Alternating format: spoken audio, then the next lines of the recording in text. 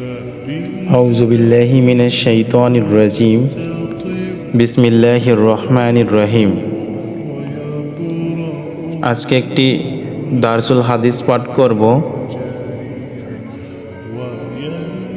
হাদিসটির অনুবাদ হচ্ছে, আবু হুরায়রা রাদিয়াল্লাহু তাআলা আনহু থেকে বর্ণনা করেন, রাসূলুল্লাহ সাল্লাল্লাহু আলাইহি ওয়াসাল্লাম বলেন, অন্ধকার রাতের টুকরো সময়ের মতো যা একটার পর একটা আসতে থাকে, এমন ফিতনাসমূহ আসার আগেই তোমরা নেক আমলের প্রতি অগ্রসর হও। মানুষ সে সময় সকালে মুমিন থাকলে সন্ধ্যায় কাফির হয়ে যাবে, সন্ধ্যায় মুমিন থাকলে সকালে কাফির হয়ে যাবে।